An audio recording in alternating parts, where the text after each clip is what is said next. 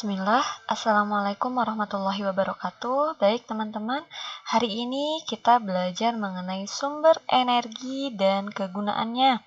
Nah, setelah pertemuan sebelumnya, kita membahas mengenai matahari ya teman-teman.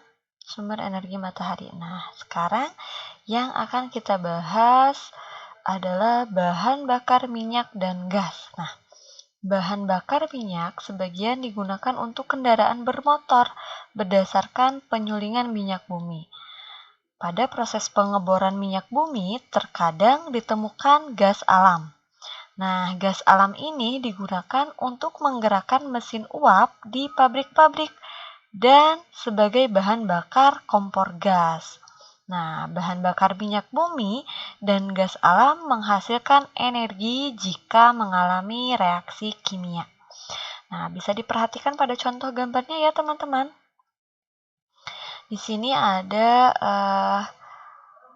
tempat pengisian bahan bakar bensin ya, yaitu untuk kendaraan mobil. Kemudian gas alam yang ditemukan juga digunakan untuk kompor gas ya. Ketika teman-teman memasak, tentunya menggunakan gas ya. Kemudian yang ketiga adalah makanan. Nah, manusia dapat bisa menghasilkan energi itu dari makanan yang dimakannya. Nah, energi ini digunakan untuk berbagai kegiatan manusia. Nah, manusia memperoleh makanan dari hewan dan tumbuhan. Nah, hewan memperoleh makanan dari hewan lain dan tumbuhan. Kemudian, tumbuhan memperoleh makanannya melalui proses fotosintesis dengan bantuan sinar matahari. Nah, manfaat energi makanan untuk semua makhluk hidup itu yang pertama mengganti sel-sel yang rusak, kemudian menggerakkan organ-organ tubuh, kemudian memenuhi keperluan hidup, dan kemudian mempertahankan kelangsungan hidup. Nah, karena kita juga bisa merasakan sendiri ya teman-teman, tanpa kita makan atau tidak ada sesuatu yang masuk ke dalam tubuh kita, tentunya tidak akan ada energi maksudnya. Tidak akan ada energi atau kekuatan untuk kita melakukan aktivitas apapun itu. Nah, jadi kita biasakan supaya tubuh kita kuat, kita biasakan tidak makan sembarangan, tetapi kita makan dengan teratur, sarapan, kemudian makan siang, dan sore atau malam. Nah, supaya ketika kita makan dengan teratur, insya Allah kita akan diberikan tubuh yang kuat. Dan makanannya pun harus yang benar-benar bersih, steril ya, harus dijaga teman-teman.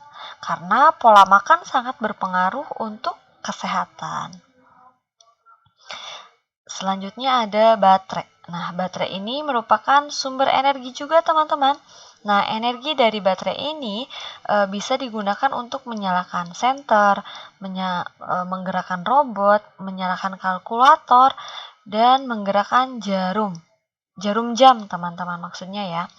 Nah, jadi seperti yang telah kita ketahui ya, bahwa alat-alat elektronik ada beberapa yang menggunakan batu baterai untuk bisa digerakkan atau untuk bisa digunakan.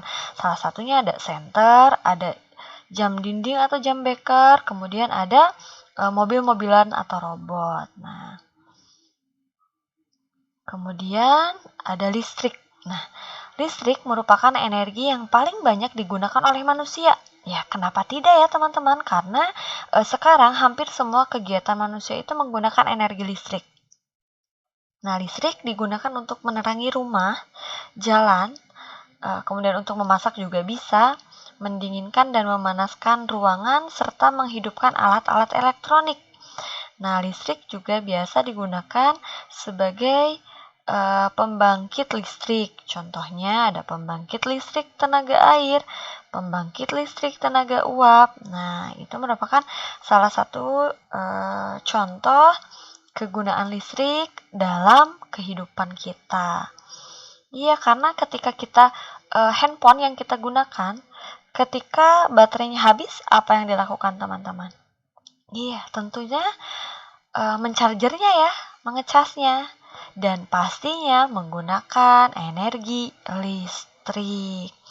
Kemudian ketika kita menyalakan televisi, mengecas laptop, nah itu juga sama, menggunakan listrik. Baik teman-teman, itu yang kita bahas pada pertemuan hari ini.